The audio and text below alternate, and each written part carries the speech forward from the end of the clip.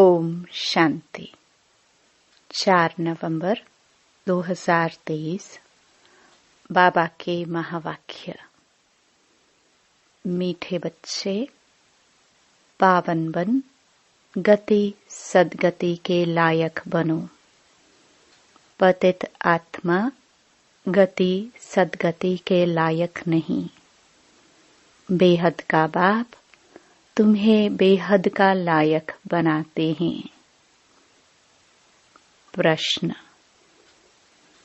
पिताव्रता किसे कहेंगे? उसकी मुख्य निशानी सुनाओ। उत्तर।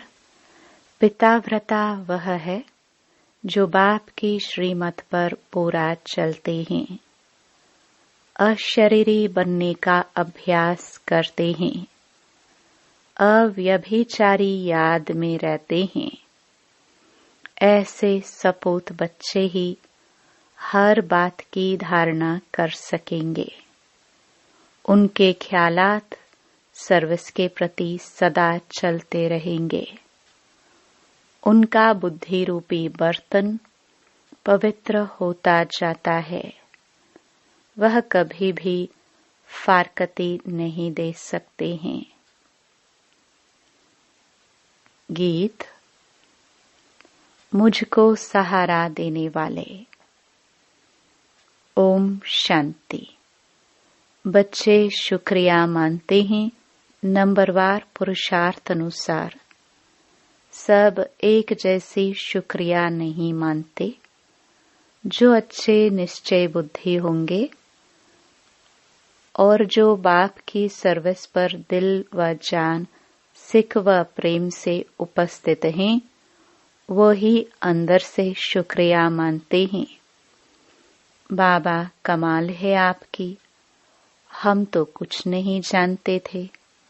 हम तो लायक नहीं थे आपसे मिलने के। सो तो बरोबर है, माया ने सबको नालायक बना दिया है। उनको पता ही नहीं है कि स्वर्ग का लायक कौन बनाता है और फिर नरक का लायक कौन बनाते हैं। वह तो समझते हैं कि गति और सद्गति दोनों का लायक बनाते हैं बाप। नहीं तो वहां के लायक कोई है नहीं। खुद भी कहते हैं हम पतित हैं। यह दुनिया ही पतित है। साधु संत आदि कोई भी बाप को नहीं जानते। अभी बाप ने तुम बच्चों को अपना परिचय दिया है। कायदा भी है बाप को ही आकर परिचय देना है। यहाँ ही आकर लायक बनाना है, पावन बनाना है। वहाँ बैठ अगर पावन बना सकते तो फिर इतने नालायक बनते ही क्यों? तुम बच्चों में भी नंबरवार पुरुषार्थ अनुसार ही निश्चय बुद्धि है।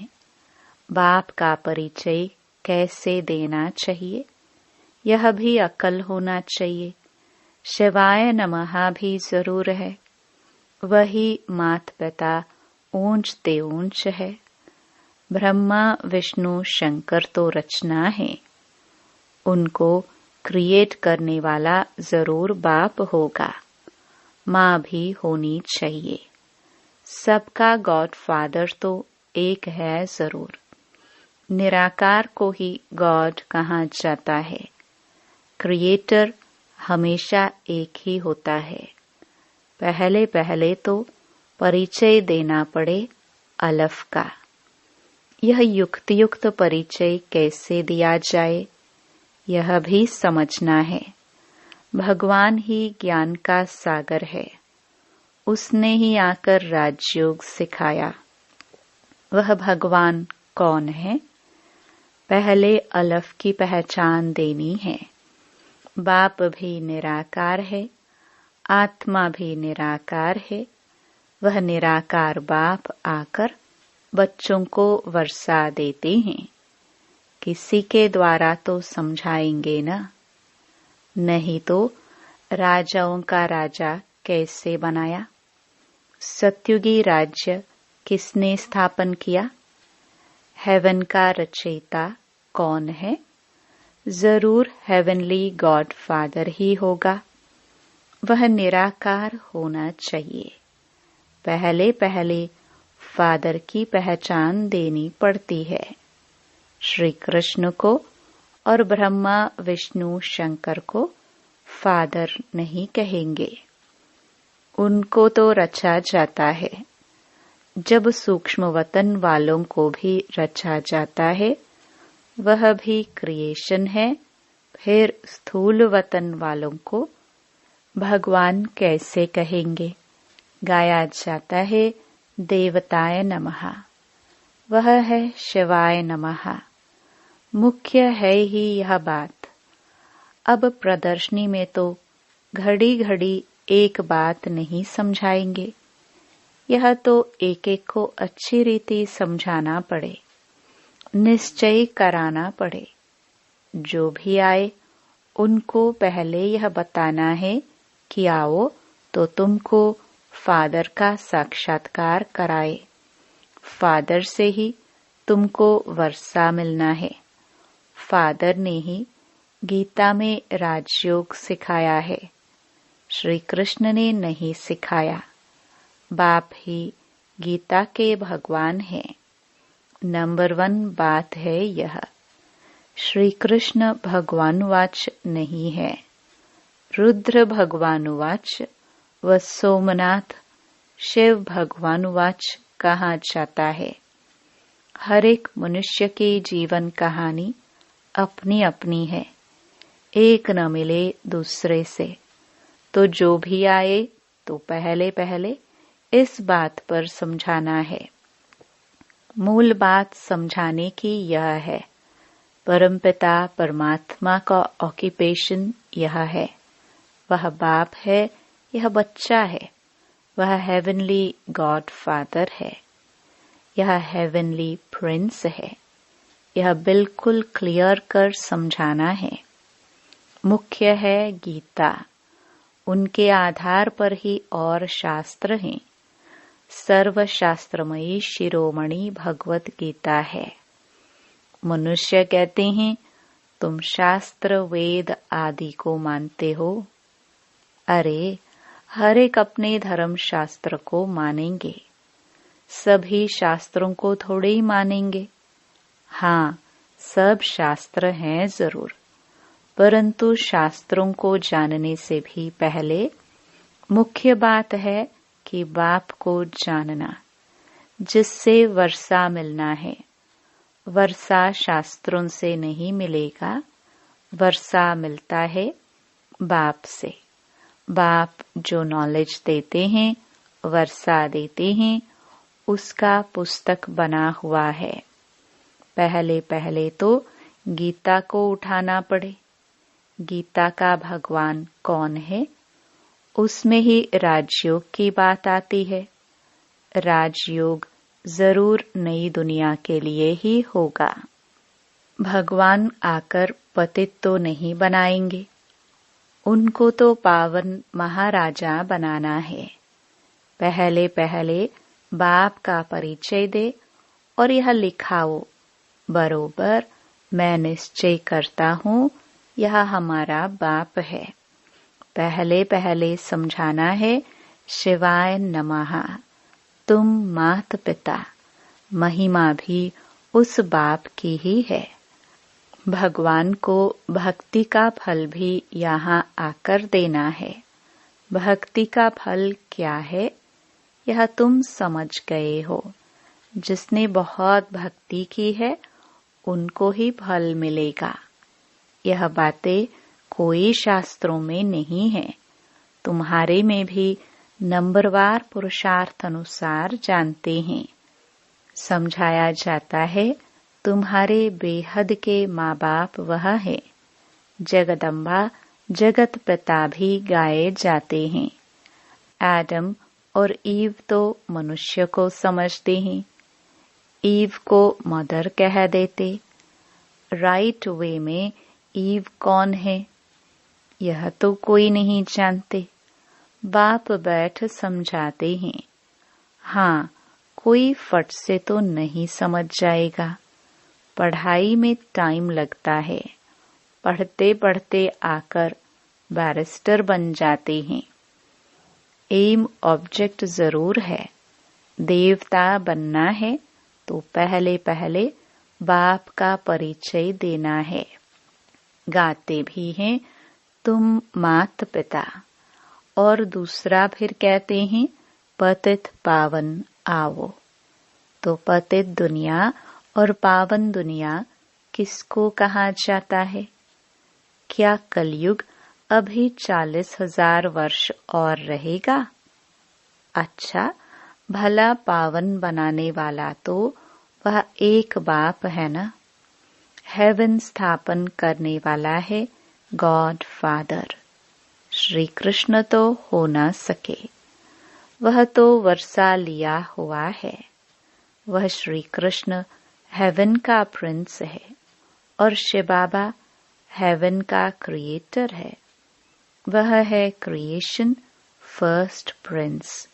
यह भी क्लियर कर बड़े बड़े अक्षरों में लिखना चाहिए तो तुमको समझाने में सहज होगा। रचयिता और रचना का मालूम पड़ जाएगा। क्रिएटर ही नॉलेजफुल है, वही राजयोग सिखलाते हैं। वह कोई राजा नहीं है। वह राजयोग सिखलाए राजाओं का राजा बनाते हैं। भगवान ने राजयोग सिखाया है। श्री कृष्ण ने राज्य पद पाया है। उसने ही गवाया है, उसको ही फिर पाना है। चित्रों द्वारा बहुत अच्छा समझाया जा सकता है। बाप का ऑक्यूपेशन जरूर चाहिए। श्री कृष्ण का नाम डालने से भारत कौड़ी जैसा बन गया है। शिव बाबा को जानने से भारत हीरे जैसा बनता है। परंतु जब बुद्धि में बैठे कि यह हमारा बाप है, बाप ने ही पहले पहले नई स्वर्ग की दुनिया रची। अभी तो पुरानी दुनिया है। गीता में है राजयोग। विलायत वाले भी चाहते हैं राजयोग सीखे। गीता से ही सीखे हैं। अभी तुम जान गए हो, कोशिश करते हो औरों को भी समझाए कि फादर कौन है। वह सर्वव्यापी नहीं है। अगर सर्वव्यापी है तो फिर राजयोग कैसे सिखलाएंगे? इस मिस्टेक पर खूब ख्याल चलना चाहिए। जो सर्विस पर तत्पर होंगे उनके ही ख्यालात चलेंगे। धारणा भी तब होगी जब बाप की श्रीमत पर चलेंगे। अशरीरी भव मनमना भव हो रहे। पतिव्रता व पिताव्रता बने अथवा सपूत बच्चा बने। बाप फरमान करते हैं जितना हो सके याद को बढ़ाते रहो। देह अभिमान में आने से तुम याद नहीं करते, न बुद्धि पवित्र होती है। शेरनी के दूध के लिए कहते हैं सोने का बर्तन चाहिए। इसमें भी पिताव्रता बर्तन चाहिए। अव्यभिचारी पिताव्रता बहुत थोड़े हैं। कोई तो बिल्कुल जानते नहीं, जैसे छोटे बच्चे हैं। बैठे भल यहाँ हैं, परंतु कुछ भी समझते नहीं। जैसे बच्चे को छोटेपन में ही शादी करा देते हैं ना। गोद में बच्चा ले शादी कराई जाती है। एक दो में दोस्त होते हैं, बहुत प्रेम होता है तो झट शादी करा देते हैं। तो यह भी ऐसे है। सगाई कर ली है परंतु समझते कुछ भी नहीं। हम मम्मा बाबा के बने हैं, उनसे वर्षा लेना है, कुछ भी नहीं जानते। वंडर है ना। 5-6 वर्ष रहकर भी फिर बाप को अथवा पति को फारकती दे देते हैं। माया इतना तंग करती है, तो पहले पहले सुनाना चाहिए शिवाय नमः। ब्रह्मा विष्णु शंकर का भी रचयिता यह है। ज्ञान का सागर यह शिव है। तो अब क्या करना चाहिए? त्रिमूर्ति के बाजू में जगह पड़ी है, उस पर लिखना चाहिए कि शिव बाबा और श्री कृष्ण दोनों के ऑक्यूपेशन ही अलग है। पहली बात यह, जब समझाओ तब कपाट खुले, और पढ़ाई है भविष्य के लिए। ऐसी पढ़ाई कोई होती नहीं। शास्त्रों से यह अनुभव नहीं हो सकता। तुम्हारी बुद्धि में है कि हम पढ़ते हैं सतयुग आदि के लिए। स्कूल पूरा होगा और हमारा फाइनल पेपर होगा, जाकर राज्य करेंगे। गीता सुनाने वाले ऐसी बातें समझा नहीं सकते। पहले तो बाप को जानना है, बाप से वर्षा लेना है। बाप ही त्रिकालदर्शी हैं, और कोई मनुष्य दुनिया में त्रिकालदर्शी नहीं। वास्तव में जो पूज्य हैं वही फिर पुजारी बनते हैं। भक्ति भी तुमने की है और कोई नहीं जानते। जिन्होंने भक्ति की है वही पहले नंबर में ब्रह्मा, फिर ब्रह्मा मुख वंशावली हैं। आपे ही पूज्य भी यह बनते हैं। पहले नंबर में पूज्य ही फिर पहले नंबर में पुजारी बने हैं, फिर पूज्य बनेंगे। भक्ति का फल भी पहले उन्हें मिलेगा। ब्राह्मण ही पढ़कर फिर देवता बनते हैं। यह कहाँ लिखा हुआ नहीं है। भीष्म पितामह आदि को मालूम तो पड़ा है ना कि इन्हों से ज्ञान बाण मरवाने वाला कोई और है। यह समझेंगे जरूर कि कोई ताकत है। अभी भी कहते हैं कोई ताकत है जो इन्हों को सिखाती है। बाबा देखते हैं यह सब मेरे बच्चे हैं। इन आंखों से ही देखेंगे। जैसे पितृ श्राद्ध खिलाते हैं तो आत्मा आती है और देखती है यह फलाने हैं। खाएगा तो आंखें आदि उनके जैसी बन जाएगी। टेम्पररी लोन लेते हैं। यह भारत में ही होता है। प्राचीन भारत में पहले पहले राधे कृष्ण हुए। उन्हों को जन्म देने वाले ऊंच नहीं गिने जाएंगे। वह तो कम पास हुए हैं ना। महिमा शुरू होती है श्री कृष्ण से। राधे कृष्ण दोनों अपनी अपनी राजधानी में आते हैं। उन्हों के माँ बाप से बच्चे का नाम जास्ती है। कितनी वंडरफुल बातें हैं। गुप्त खुशी रहती है। बाप कहते हैं मैं साधारण तन में ही आता हूँ। इतना माताओं का झुंड संभालना है, इसलिए साधारण तन लिया है, जिससे खर्चा चलता रहा। शिव बाबा का भंडारा है। भोला भंडारी अविनाशी ज्ञान रत्नों का भी है। और फिर एडॉप्टेड बच्चे हैं, उन्हों की भी संभाल होती आती है। यह तो बच्चे ही जाने। पहले पहले जब शुरू करो तो बोलो शिव भगवानुवाच। वह सबका रचयिता है। फिर श्री कृष्ण को ज्ञान सागर, गॉड फादर कैसे कह सकते? लिखत ऐसी क्लियर हो जो पढ़ने से अच्छी रीति बुद्धि में बैठे। कोई कोई तो 2-3 वर्ष लगते हैं समझने में। भगवान को आकर भक्ति का फल देना है। ब्रह्मा द्वारा बाप ने यज्ञ रचा, ब्राह्मणों को पढ़ाया, ब्राह्मण से देवता बनाया, फिर नीचे आना ही है। बड़ी अच्छी समझानी है। पहले यह सिद्ध कर बताना है, श्री कृष्ण हेवनली प्रिंस है, हेवनली गॉड फादर नहीं। सर्वव्यापी के ज्ञान से बिल्कुल ही तमो प्रधान बन गए हैं।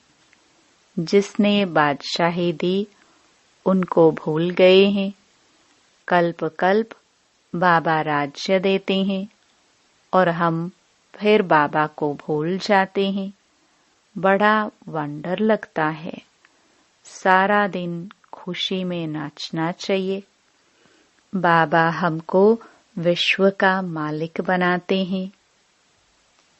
अच्छा, मीठे मीठे सिखिलदे बच्चों प्रति माता पिता बाप दादा का याद प्यार और गुड मॉर्निंग। रूहानी बाप की रूहानी बच्चों को नमस्ते। धारणा के लिए मुख्य सार। पहला, अव्यभिचारी पिताव्रता हो रहना है। याद को बढ़ाते बुद्धि को पवित्र बनाना है। दूसरा, बाप का युक्त परिचय देने की विधि निकालनी है। विचार सागर मंथन कर अलफ को सिद्ध करना है। निश्चय बुद्धि बन सेवा करनी है। वरदान, स्व परिवर्तन द्वारा विश्व परिवर्तन के निमित्त बनने वाले श्रेष्ठ सेवाधारी भव। आप बच्चों ने स्व परिवर्तन से विश्व परिवर्तन करने का कॉन्ट्रैक्ट लिया है। स्व परिवर्तन ही विश्व परिवर्तन का आधार है। बिना स्व परिवर्तन के कोई भी आत्मा प्रति कितनी भी मेहनत करे, परिवर्तन नहीं हो सकता। क्योंकि आजकल के समय में सिर्फ सुनने से नहीं बदलते, लेकिन देखने से बदलते हैं। कई बंधन डालने वाले भी जीवन का परिवर्तन देखकर बदल जाते हैं। तो करके दिखाना, बदल कर दिखाना ही श्रेष्ठ सेवाधारी बनना है। स्लोगन, समय, संकल्प और बोल की एनर्जी को वेस्ट से बेस्ट में चेंज कर दो तो शक्तिशाली बन जाएंगे। ओम शांति।